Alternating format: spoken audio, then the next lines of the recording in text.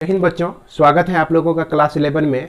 जैसा कि आप लोगों को पता है कि अभी हम लोग बायनोमियल थ्योरम को पढ़ रहे हैं और आपके आर.एस. अग्रवाल बुक का एक्सरसाइज 10A के कुछ प्रॉब्लम को बना रहे हैं। कुछ प्रॉब्लम कहने का मतलब कि पिछले वीडियो तक मैंने क्वेश्चन नंबर 24 तक के प्रॉब्लम को सॉल्व किया है। कुछ ही प्रॉब्लम को छोड़ा है जो एक ही टाइप के प्रॉब्लम थे, तो उम्मीद है कि आप लोग उसे बना लिए होंगे। लेकिन जो बच्चे इस चैनल को पहली बार देख रहे हैं, मैं उसकी जानकारी के लिए बता दूं कि इस चैनल के माध्यम से आप लोग class 11-12 maths book R S. Agarwal को शुरू से अंत तक बनाएंगे और सीखेंगे भी। आपको इस चैनल पर आने के बाद मुझे लगता है कि आपको कहीं ट्यूशन की ज़रूरत नहीं पड़ेगी। इसी चैनल के माध्यम से आप कोर्स को कंप्लीट कर सकते हैं और हर एक प्रॉब्लम को बना सकते हैं। और दूसरी विशेषता यह है कि आपके समय का बचत हो, आप जो YouTube वीडियो देख रहे हैं आपके समय का सदुपयोग हो, इसे मैं पूरी ध्यान में रखता हूँ ताकि बेवजह समय आपका इस चैनल पर बर्बाद नहीं हो। तो चलिए आगे बढ़ते हैं हम लोग। आज हम लोग देखेंगे इसमें क्वेश्चन नंबर 25 से। आप चाहें तो अपनी बुक को सामने में ज़रूर रख लीजिए, आर.एस. अग्रवाल क्लास 11 का, और NCERT बुक को भी इसमें पढ़ाया जाएगा समय मिलने पर। तो क्वेश्चन नंबर 25 में जैसा कि कहा गया है कि द कोफिशिएंट ऑफ x पर पावर 7 एंड x पर पावर 8 इन द एक्सपेंशन, इसके एक्सपेंशन में r इक्वल, ये इक्वल है, then find the value of n। अब यहाँ पर इस प्रॉब्लम को बनाने से पहले कुछ छोटी मोटी बातों की जानकारी आपको होनी चाहिए, जिसको मैंने शुरू के 3 बेसिक वीडियो बनाकर आप लोगों को दे चुका है मैंने। आप चाहे तो इस वीडियो को आप डिस्क्रिप्शन लिंक में जाइए, डिस्क्रिप्शन बॉक्स में जाइए, वहाँ पर इस सभी वीडियो का आपको लिंक मिल जाएगा। तो सबसे पहली बात है कि जनरल टर्म TR+1 के लिए हम लोग जान रहे हैं कि NCR A पर पावर n-r और B पर पावर r होता है। यह आपका जनरल टर्म होता है। इस जनरल टर्म से हम क्या क्या कर सकते हैं, जैसे मान लिया जाए कि कोई भी 2 + x/3 पर पावर n दिया हुआ है, या हालांकि यहाँ पर आपका n दिया गया है, इसका 10वां टर्म क्या होगा, 7वां टर्म क्या होगा, 5वां टर्म क्या होगा, कोई भी टर्म को निकालना है तो r के जगह पे आप क्या रख सकते हैं। जैसे T10 निकालना है तो इसको हमेशा हमको इस फॉर्म में लिखना होता है, तो T9+1 के फॉर्म में लिखकर NC9 कर दीजिए, और पहला टर्म पर पावर इसका डिफरेंस होता है, यानी 2 पर पावर जो है n-9 करेंगे। अब फिर दूसरे टर्म को जो देख रहे हैं आप x/3, तो दूसरे टर्म पर जो पावर है इसका लोअर सफिक्स आता है जो कि आपका 9 हो जाएगा। इस तरह से आप किसी भी बाइनोमियल एक्सपेंशन, किसी भी बाइनोमियल एक्सप्रेशन पर कोई भी पावर हो, 10 पावर हो, 20 पावर हो, और कोई भी टर्म निकालना हो, तो इस जनरल फॉर्मूले को हम लोग, general formula to find the term, है ना, कोई भी टर्म को निकालने के लिए इस फॉर्मूले का हम लोग उपयोग करते हैं। और दूसरी बात है क्या कि इस फॉर्मूले का उपयोग और एक जगह करते हैं, वैसा प्रॉब्लम जिसमें कोफिशिएंट लिखा रहे। तो जितने भी आप प्रॉब्लम पढ़ेंगे, है ना, जिसमें आपका बाइनोमियल थ्योरम का होगा और उसमें कोफिशिएंट लिखा रहता है, तो आप समझ जाइए कि उसमें आपको कहीं ना कहीं जनरल टर्म निकालना है। तो जनरल टर्म के बारे में आपको पिछले वीडियो में भी बहुत विस्तार तरीके से बता दिया गया है। आप यदि नहीं देखे हैं तो उसे अवश्य ही देख लें। अब हम लोग आगे बढ़ते हैं। तो यहाँ पर हमको निकालना है TR+1th टर्म इस कंडीशन के लिए। तो इस कंडीशन के लिए NCR लिखेंगे और 2 पर पावर n-r लिख देंगे, और यह x/3 पर पावर क्या लिख देंगे हम लोग, r लिख देंगे। थोड़ा सा इसको सॉल्व कर लेते हैं। NCR लिख दिए, उसके बाद 2 पर पावर n-r और यहाँ x पे पावर r हो गया, और 3 पर पावर r हो गया। इसको और थोड़ा सा चाहे तो सॉल्व कर सकते हैं आप। NCR तो लिखेंगे ही, 2 पर पावर n माइनस आर लिख दिए, 3 पर पावर माइनस आर लिख दिए और x पे पावर r लिख दिए। यहाँ पर जनरल टर्म को निकालने के बाद हम लोग क्या करते हैं, अब चलते हैं प्रॉब्लम पे। प्रॉब्लम में कहा x पे पावर 7 और x पे पावर 8 हमको चाहिए, और यहाँ देख रहे हैं कि tr+1 जो है आपका, tr+1 जो है ncr 2 पर पावर n माइनस आर, 3 पर पावर माइनस आर और x पे पावर r है। अब यहाँ x पे पावर r के जगह पे या तो x पे पावर 7 बन जाए और x पे पावर 8 बन जाए। इसके लिए हमको क्या करना पड़ेगा, r का वैल्यू अगर इसमें हम 7 रख दें तो यहाँ x पे पावर 7 मिल जाता है। अगर यहाँ r के जगह पर यह 8 को रख दें तो x पे पावर 8 मिल जाता है। तो ये बात कर रहा है प्रॉब्लम, वही कोफिशिएंट की बात कर रहा है ना। तो चलिए पहले रखते हैं, फिर आगे समझते चले जाते हैं। तो t7+1 करेंगे तो nc7 2 पर पावर n माइनस 7 और 3 पर पावर माइनस 7 और x पे पावर हो गया 7। अगर t8+1 हम निकालें, यानी कि 9वां टर्म निकालें, तो इस कंडीशन में देख सकते हैं कि यह nc8 हो गया, 2 पर पावर n माइनस 8 और 3 पर पावर माइनस 8 और x पे पावर जो है आपका 8 हो गया। तो अब यहाँ पर देखिए, ये कह रहा है कि कोफिशिएंट ऑफ x पर पावर 7 एंड x पे power 8 in the expansion are equal. तो इसका कोफिशिएंट x पे पावर 8 का कोफिशिएंट ये सारा टर्म हो गया, और सॉरी x पे पावर 7 का कोफिशिएंट ये सारा टर्म हो गया, x पे पावर 8 का कोफिशिएंट ये सारा टर्म हो गया। ये दोनों जो है अकॉर्डिंग टू क्वेश्चन आपका क्या है, इक्वल है। तो यहां पर हम लिखेंगे अकॉर्डिंग टू क्वेश्चन nc7 2 पर पावर n माइनस 7, 3 पर power minus 7 equal to nc8 2 पर पावर n माइनस 8 और 3 पर पावर माइनस 8। ये दोनों इक्वल हो गया जैसा कि प्रॉब्लम में हमको बताया गया। अब इसको सॉल्व करते हैं। तो इसको जब सॉल्व करेंगे तो nc7 बाय nc8 इसको हमने लेफ्ट साइड में लाया और 2 पर पावर n माइनस 8 इंटू 3 पर पावर माइनस 8 अब बाय 2 पर पावर n माइनस 7 और 3 पर पावर माइनस 7।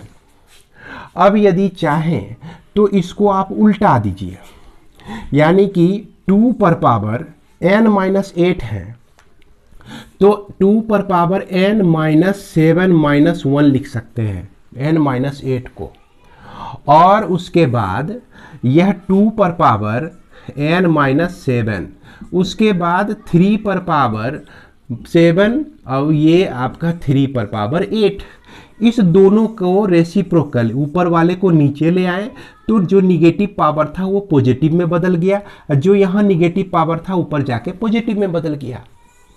इसको जब सॉल्व करेंगे ना तो n माइनस 7 रहेगा 2 पर पावर, और 2 पर एक पावर और आ जाएगा, यह -1 आ जाएगा। यहाँ पर 2 पर पावर n माइनस 7, 2 पर पावर n माइनस 7 कट जाता है, और देखिए 3 पर पावर 8 है तो 1 बाय 3 पर पावर 7 और 2 पर पावर -1 2 नीचे चला आया, और 3 पर पावर 8 है तो 3 पर पावर 7 इंटू 3 लिख दिए।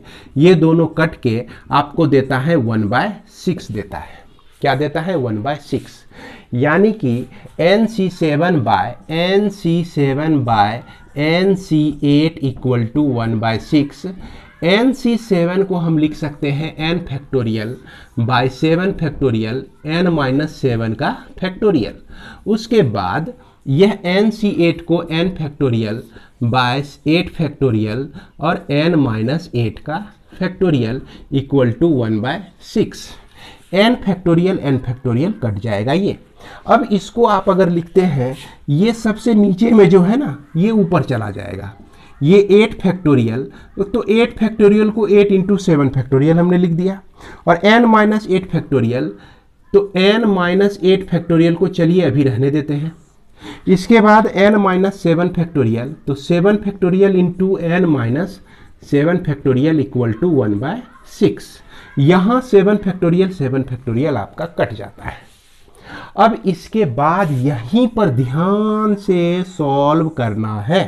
बेहद कंसंट्रेट हो गया।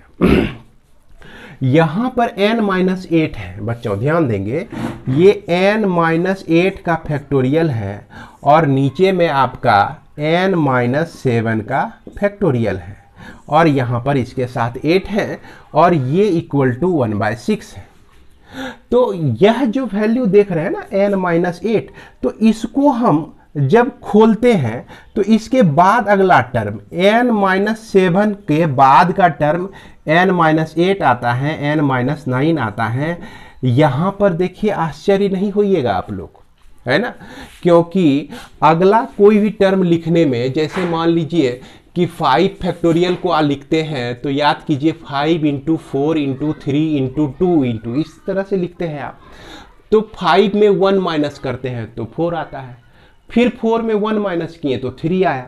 उसी तरह से n-7 में -1 कीजिए तो इससे छोटा टर्म n-8 आता है, फिर उसके बाद इसको और खोलिए n-9 आता है। तो यहां पर ध्यान देना है कि ये जो आपका टर्म हो जाएगा 8 × n-8 फैक्टोरियल बाय n-7 और यह n-8 फैक्टोरियल लिख के इसको आप स्टॉप कर दीजिए इक्वल टू 1/6। तो n-8 फैक्टोरियल n-8 फैक्टोरियल आपका कट जाता है। और जब यह कट गया तो यहाँ पर 8/n-7 इक्वल टू 1/6 है। तो यानी कि n-7 इक्वल टू 8 के 48 48, n equal to 48 + 7 equal to आपका हो जाएगा 7 7 14 15 55 हो जाएगा। तो यहाँ पर जो है यह 55 आपका आंसर हो जाता है। अब यहाँ पर यह 55 आंसर आपका बुक से नहीं मिलेगा। मेरे हिसाब से यह जो प्रॉब्लम है इसका सही आंसर 55 होना चाहिए, जबकि क्वेश्चन में आंसर में जो दिया गया है 56 वो गलत है। तो इसे बच्चों आप लोग सुधार कर लेंगे। यहाँ n का जो वैल्यू होगा क्या हो जाएगा, 55 हो जाएगा। इस प्रॉब्लम में थोड़ा कॉम्प्लिकेशन ज़्यादा था, तो यदि फिर भी आप नहीं समझे हैं तो इसको आप दोहरा के ज़रूर देखिए। थोड़ा मोड़ा प्रॉब्लम आपको यहाँ पर हुई होगी और उसके बाद यहाँ पर इसको कटाने में प्रॉब्लम हुआ होगा। हालांकि ध्यान से देखें तो बड़ी आसानी से आप समझ सकते हैं। इसके बाद हम लोग देखते हैं क्वेश्चन नंबर 26 को, चूँकि इसे ध्यान से देखना बहुत ज़रूरी हो जाता है। कहता है कि find the ratio of coefficient of x⁻15 to the term independent of x in the expansion of x² + 2/x whole to the power 15। ये आपका x² + 2/x पर पावर आपका दिया गया है 15 दिया गया है और इसमें कहा गया है रेशियो निकालना है, कोफिशिएंट ऑफ x पर पावर 15। और यहाँ फिर कहता है किसका, कि इंडिपेंडेंट ऑफ x, जो टर्म जो है इंडिपेंडेंट ऑफ x है। तो यहाँ पर एक बात समझ लीजिए, अगर आपको कहा गया इंडिपेंडेंट ऑफ x है कोई भी टर्म, यानी कि उसमें x नहीं है। अगर फिर भी हम कहें कि नहीं x है तो कहेंगे कि कोफिशिएंट ऑफ x पे पावर 0, चूंकि x पे पावर 0 का मतलब होता है 1 और जो कि आपका कांस्टेंट में ही बदल जाता है। तो इस चीज को आप इंडिपेंडेंट ऑफ x भी कह सकते हैं। तो आखिर x पर पावर 0 का वैल्यू 1 हो गया भाई, x तो हट गया ना। जब x हट ही गया तो उसी को हम इंडिपेंडेंट ऑफ x कह सकते हैं। तो यहां पर कोफिशिएंट ऑफ x पर पावर 0 कहिए या इंडिपेंडेंट ऑफ x कहिए, या इंडिपेंडेंट ऑफ x लिखा गया है तो उसको कोफिशिएंट ऑफ x पर पावर 0 समझिए। तो आपको यहाँ पर निकालना क्या है, कोफिशिएंट ऑफ x पर पावर 0। तो हमने बताया था कि ऐसे कोफिशिएंट वाले प्रॉब्लम में सबसे पहले हम लोग जनरल टर्म लेते हैं। तो जनरल टर्म हम जान रहे हैं कि TR+1 = NCR। चूंकि n का वैल्यू यहाँ 15 दिया हुआ है तो हम यहाँ पर 15 रख देते हैं और उसके बाद एक्स स्क्वायर पे पावर 15 माइनस आर, इसका डिफरेंस लिखिए और 2/x पे पावर जो है आपका यह आर आ जाएगा। थोड़ा सा इसको सॉल्व कर दीजिए। यह 15CR x पे power 30 minus 2r, 30 minus 2r into 2 पर पावर r x पे पावर r। इसके बाद 15CR लिखिए। इसके बाद यहाँ x पे पावर क्या हो जाता है 30 minus 2r minus r, 30 minus 2r, यहाँ नीचे में x पे पावर r है जो ऊपर गया तो माइनस r हमको दे दिया और 2 पर पावर r, यानी कि 15CR 2 पर पावर r इंटू x पे पावर 30 माइनस 3r हो जाता है। आपका यह जनरल टर्म हो जाता है। अब यह टर्म निकल गया।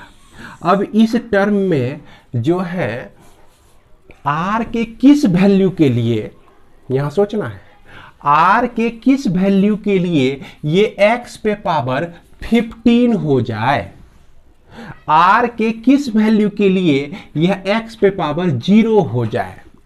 तो ऐसी स्थिति में हम क्या लिखेंगे, यानी कि कोफिशिएंट ऑफ x पे पावर 15 निकालने के लिए क्या करेंगे, जो भी x पे पावर है ना, जो भी x पे पावर है यह 30 माइनस 3r, यानी कि ऐसे समझिए कि x 30 माइनस 3r x पर पावर 15 होना चाहिए और x पर पावर 30 माइनस 3r को x पे पावर 0 होने के लिए r का वैल्यू हमको क्या चाहिए, 30 minus 3r equal to 15 minus 3r equal to minus 15, यह r इक्वल टू 5। सॉल्व करके देख सकते हैं इसको। अब यह 30 minus 3r equal to 0, 3r equal to 30, r equal to आपका 10, यहाँ से निकला 10 और यहाँ से निकला 5। अब ये चीज़ आपको क्या बताता है, इसके बारे में सोचते हैं। ये r इक्वल टू 5 यानी कि t 5 प्लस 1 छठा टर्म। तो यहाँ जो छठा टर्म है उसमें x पर पावर 15 है, उसका कोफिशिएंट उसमें एक फैक्टर x पे पावर 15 है और यहाँ जो 10वां अब प्लस 1 कर दीजिए 11वां टर्म, तो 11वें टर्म में जो है आपका क्या है, x पे पावर 0 है, यानी कि वह इंडिपेंडेंट ऑफ x है। अब इसी दोनों का रेशियो निकालना है, तो इस दोनों का रेशियो निकालने के लिए हम लोग क्या करते हैं, रेशियो इक्वल टू है ना t कोफिशिएंट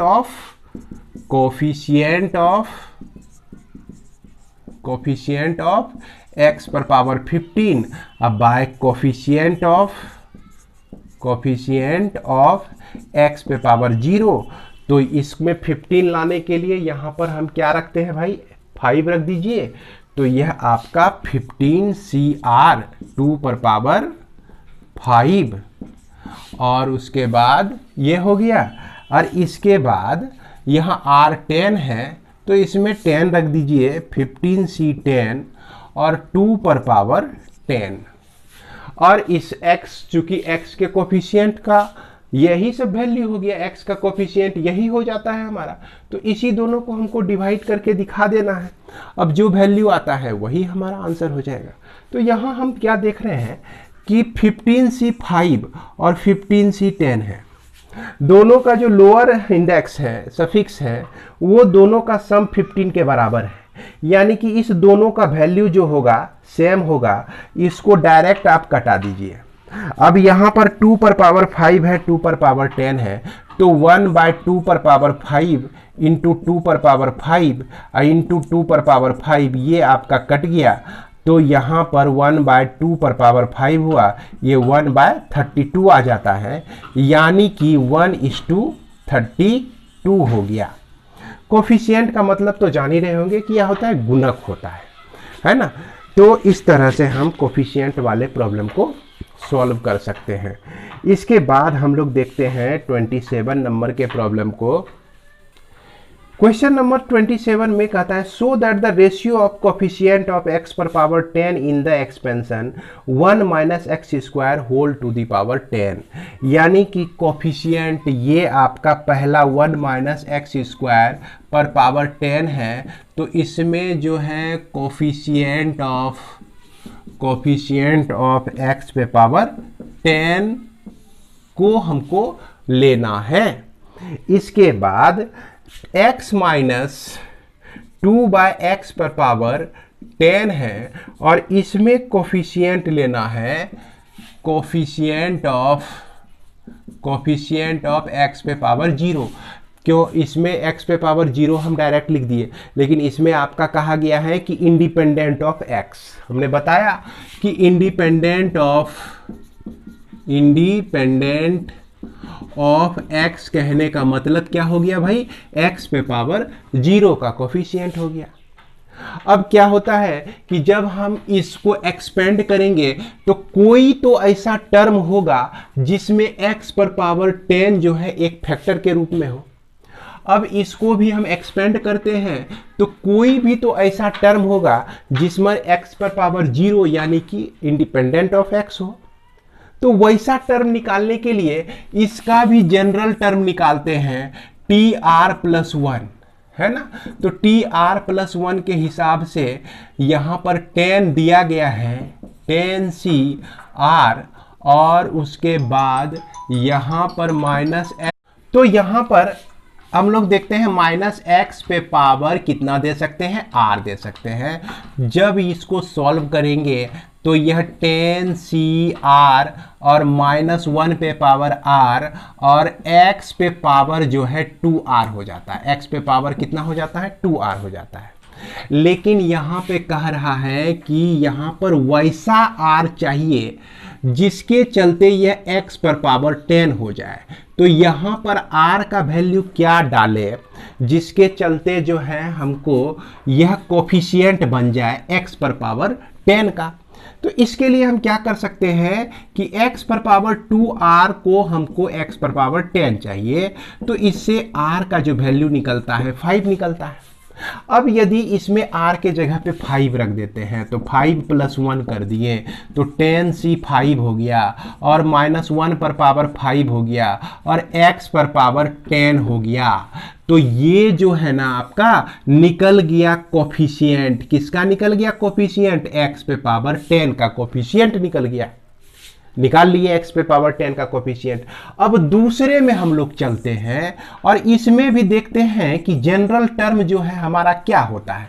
तो इसके हिसाब से जनरल टर्म 10CR और x पे पावर जो है आपका आता है 10 - r और यहाँ पर -2 बाय x पे पावर r आता है। अब इसको जरा सा सॉल्व करें तो 10CR और यह x पे पावर 10 - r, यहां भी x पे पावर r मिल रहा है तो अगेन -r हो जाएगा और यहां -2 पर पावर r हो गया।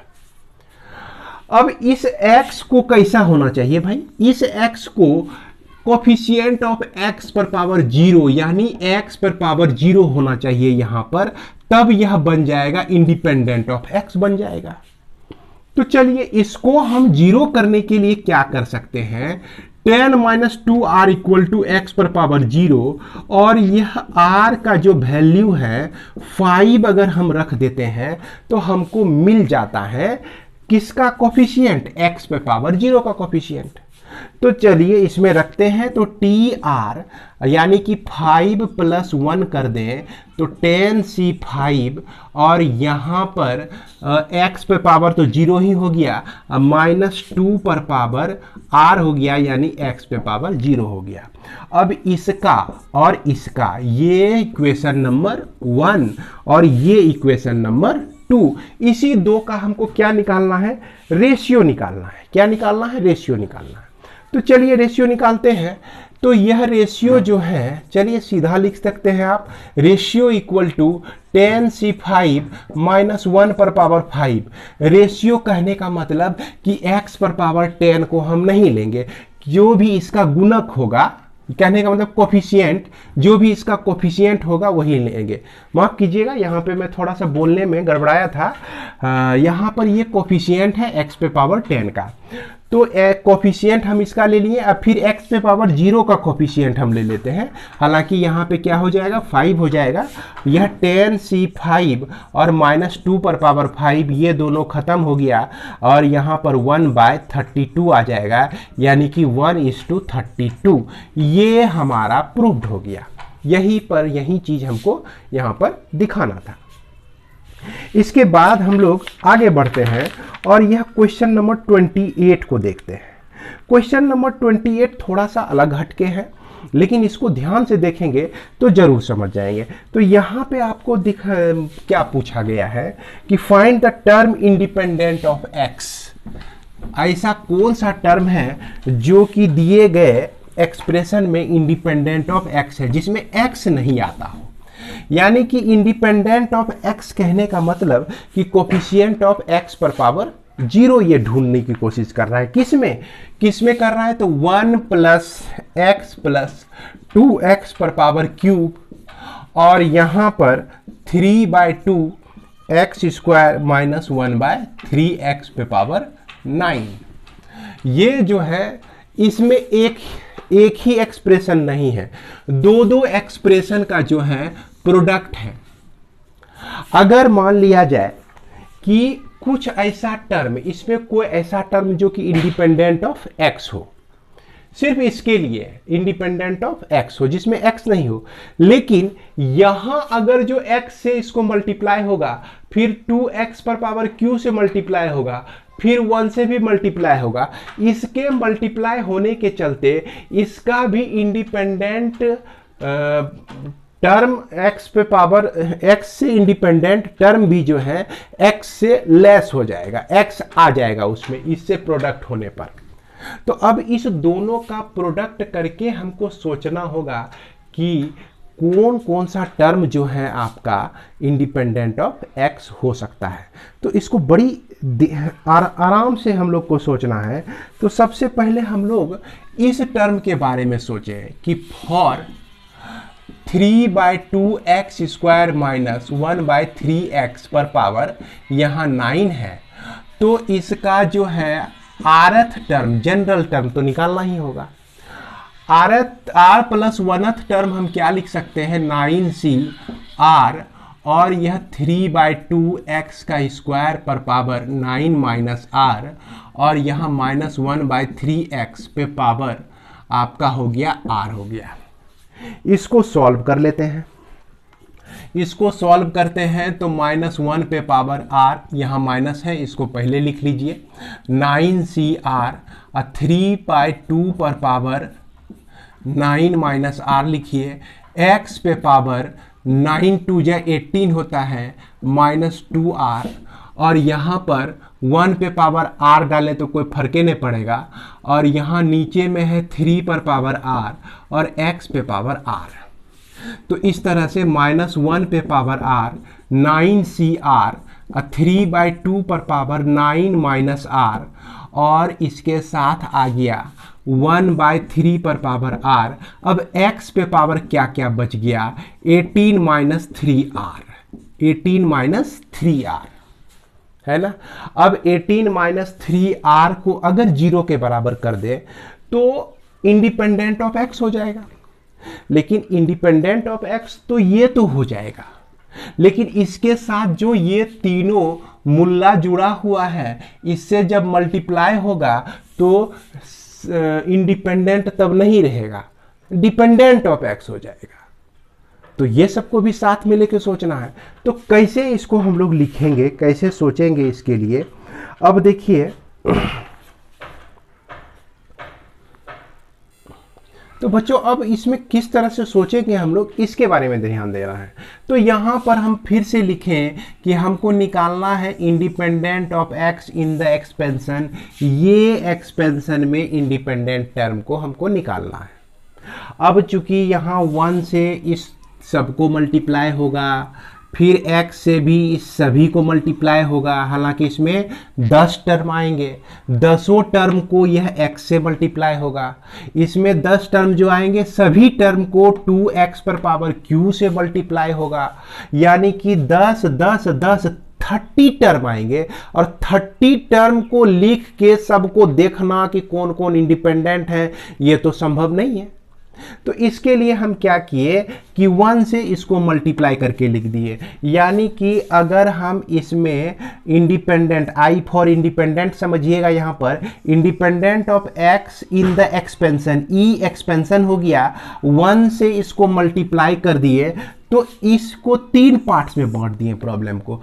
तो पहले क्या किए, 1 से इसको मल्टीप्लाई करके और इसका इंडिपेंडेंट टर्म निकाल लिए हम, जिसको हम यहाँ पे लिखे। अब फिर यहाँ प्लस x है, फिर x से इसको मल्टीप्लाई कर दिए, x से इसको मल्टीप्लाई कर दिए। अब इसको जो है सॉल्व करके इसका इंडिपेंडेंट टर्म हम निकाल लिए। फिर कह रहा है प्लस है 2 to the power x cube into this है, तो 2 to the power x cube into this करके इसको सॉल्व करके इसका इंडिपेंडेंट टर्म निकाल लिए। 3 बार इंडिपेंडेंट टर्म निकला, तो तीनों को हम ऐड कर दिए, है ना, ऐड कर दिए। क्योंकि इसका जो कोफिशिएंट है, इस तीनों टर्म इंडिपेंडेंट ऑफ x है, यानी कि तीनों को हमको मिला के एक जगह लिखना पड़ेगा ना। याद कीजिए, कोई भी एक्सप्रेशन लिखते हैं, x पे पावर 1 वाले को सबको एक जगह करते हैं, x पर पावर 2 है तो सबको एक जगह करके लिखते हैं। उसी तरह से इंडिपेंडेंट टर्म जितने होंगे सबको हमको क्या करना पड़ेगा, एक जगह लिखना पड़ेगा। इसको समझने का कोशिश कीजिएगा। तो इस तरह से हमने इसको लिखा। अब यहां पर एक चीज सोचना है कि इसमें तो भाई कोई दिक्कत नहीं है, इसको जो है independent of x in the E for expansion, ये 3/2 x² माइनस 1/3 x पे पावर 9, इसमें तो निकाल लेंगे। अब चूंकि यहां पर इसके बीच जो इंडिपेंडेंट टर्म आएगा, इसके बीच जो इंडिपेंडेंट टर्म आएगा उसमें ये x से मल्टीप्लाई हो जाएगा, तो x से मल्टीप्लाई हो जाएगा तो इसके बीच का इंडिपेंडेंट टर्म x के साथ आ जाएगा। अब इसके बीच में, इसको छोड़ के सोचिए कि इसके बीच में जो एक्सपेंशन हुआ है, ऐसा कौन सा टर्म है जिसको हम x से मल्टीप्लाई करने के बाद x हमारा x पे पावर 0 आ जाए। फिर से बात सुनिएगा, ध्यान से सुनिएगा। इसके बीच में ऐसा कौन सा x का कोफिशिएंट है या x का पावर आएगा जिसको हम इस x से मल्टीप्लाई करेंगे और x पे पावर 0 आ जाएगा, तो वह टर्म आपका 1/x होगा। इसके बीच में 1/x ऐसा कोई टर्म होगा जिसका कोफिशिएंट 1/x होगा, तो 1/x रहेगा। जिस टर्म के साथ 1/x रहेगा उसमें x से मल्टीप्लाई होने पर वह कांस्टेंट में बदल जाएगा, यानी x जो है एलिमिनेट हो जाएगा। तो 1/x का मतलब हुआ कि x पर पावर -1। तो इसलिए इस टर्म के लिए हम क्या करते हैं, लिखते हैं कि कोफिशिएंट ऑफ x पे power -1 in the expansion 3/2 minus 1/3 पे पावर 9। अब फिर उसके बाद प्लस लिखते हैं। ये 2 तो आपका क्या है, कांस्टेंट ही है। इस 2 को हम चाहे इस तरह से बाहर मान ली, निकाल लिए। इसके बाद इसमें जो है कोफिशिएंट ऑफ, अब यहां पर सोचते हैं, इसमें भी कुछ ऐसे टर्म होंगे जो इंडिपेंडेंट होंगे x से। अब उसके साथ अगर x³ से मल्टीप्लाई हो जाए तो वह इंडिपेंडेंट नहीं रहा x से, x पर पावर क्यूब आ गया उसके साथ।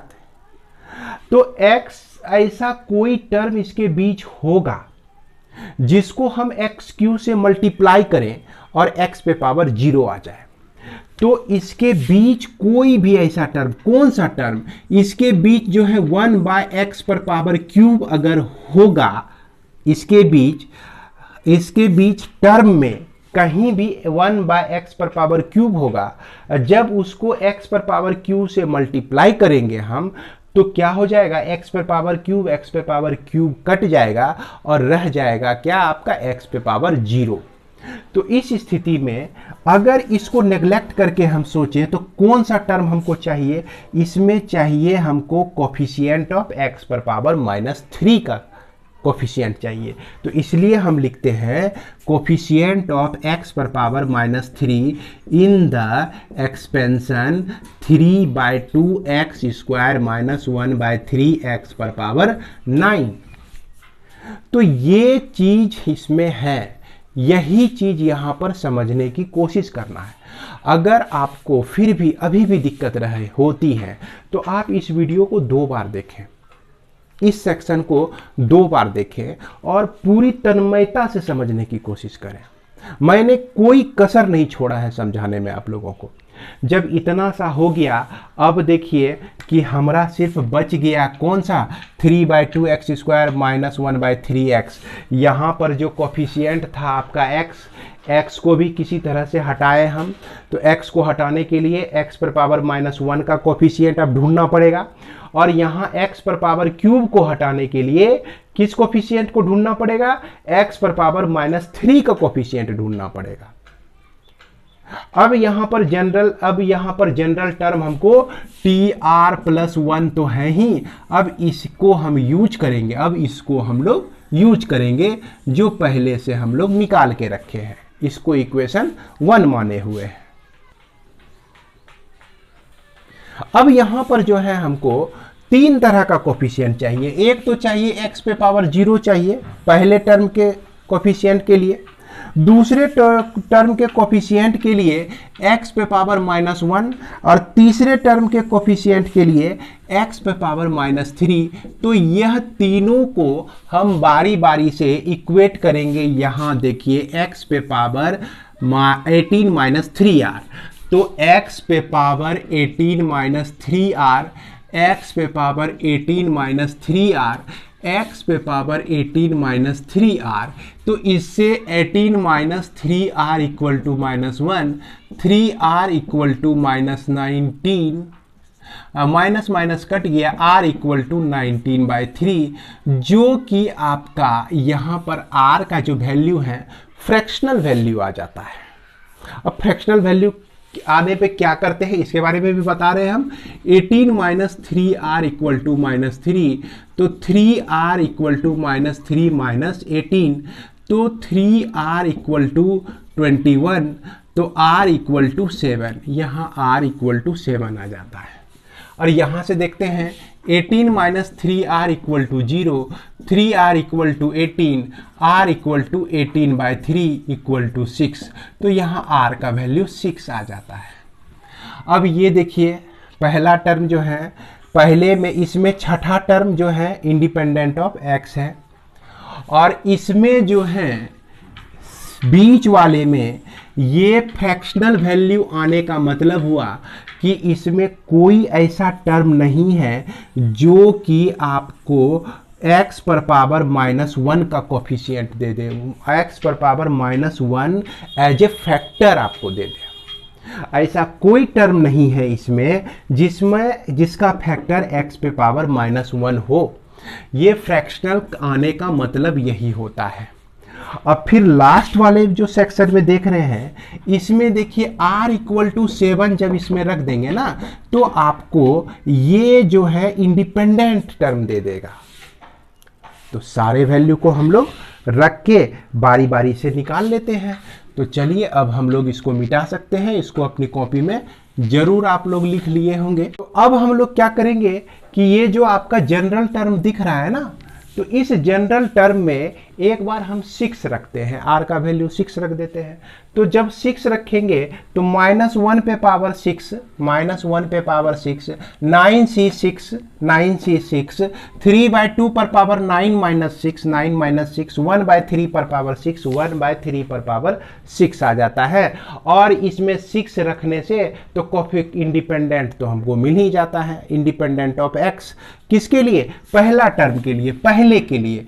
दूसरे के लिए हम कुछ नहीं रखेंगे, क्योंकि दूसरा में जो दूसरा एक्सपेंशन जो है, बीच वाला जो टर्म जो था आपका x पे पावर -1 का, जिसको मैंने मिटाया, उसमें कहीं भी इंडिपेंडेंट ऑफ x बनता ही नहीं है। चलते हैं तीसरे में बनता है कौन सा टर्म में, यह r = 7 रखने से। तो r जब आप 7 यहाँ पे रखेंगे ना, तो यहाँ पर ध्यान देना है कि तीसरे टर्म में जो है x पर पावर -3 का कोफिशिएंट था, x पर पावर -3 का कोफिशिएंट, और इसके पहले जो है 2 भी था, 2 × x³ था आपका, तो यह 2 जो है इसके पहले आ जाता है। तो 2 × -1 पे पावर 7 देख सकते हैं, इसको मैं मिटा दिया है, आप देख सकते हैं इस वीडियो को पीछे ले जाकर कि x पर पावर -3 के कोफिशिएंट के साथ 2 भी उसका एक फैक्टर है। तो इसको हम लोग इस तरह से लिख सकते हैं। अब इसी को सॉल्व करना है, तो इसको सॉल्व करने के लिए सबसे पहले -1 पे पावर 6 है, जो कि आपका 1 ही हो जाता है। 9c6 को 9c3 समझिए, और 9c3 समझ के आप इसको जो है सॉल्व कर दीजिए। 3 × 2 × 1, और 3 पर पावर 3 आता है, तो 3 × 3 × 3, और यह 2 पर पावर भी 3 आता है, तो 2 × 2 × 2। अब फिर यहाँ पर 1/3 पर पावर 6, तो 3 × 3 × 3 × 3 × 3 × 3, ये सारा हम लोग लिख देते हैं। अब यहाँ -1 पे पावर 7 के चलते यहाँ पर माइनस आ जाएगा, और ये 2 × 9c7 है, तो 9 × 8/2 × 1 लिखेंगे। 3/7 2 पर पावर 2 है, तो 2 बार 3 लिख देंगे, और 2 बार यहाँ पर 2 लिख देंगे। और 1/3 पर पावर 7 है, 1/3 × 3 × 3 × 3, और फिर 3 × 3 कितना लिखें, 7 बार। तो चलिए 7 बार लिख दिए, कोई दिक्कत नहीं है। अब जो कटता है 2 3 2 3 कट गया, 3 × 9 3 × 9 होता है, और 2 2 4 2 8, तो यह 8 भी आपका कैंसिल हो गया। इसके बाद आपका बच गया 27, 2/27, 2/27 बचा। इधर क्या बचता है, 3 तो कट गया पहले ही, और 2 2 4 2 8 होता है, और 3 3 9 होता है, और यहाँ पर एक 3 फिर से कट गया यहाँ से, तो बच गया क्या, 7/, नीचे में देखिए 2 बचा हुआ है, 3 3 9 2 18, ये 18, तो 7/18 - 2/27। इसको जब सॉल्व करेंगे तो यह आपका 54 इसका एलसीएम हो जाएगा। 18 × 54, 7 × 21, 27 दूना 54, 2 दूना 4, तो यह 17/54 आ जाता है। तो इस तरह से हम लोग इसको सॉल्व कर सकते हैं। हालांकि यह जो प्रॉब्लम था बहुत ही बड़ा था। उम्मीद है कि आपको समझ में आ गया होगा, है ना। इसको कम से कम घर में 1 बार 2 बार बनाने का ज़रूर प्रयास करें। इसी तरह का क्वेश्चन है आपका 29 भी, है ना। 29 प्रॉब्लम नंबर का प्रॉब्लम जो है खुद से बनाने की ज़रूर कोशिश करेंगे।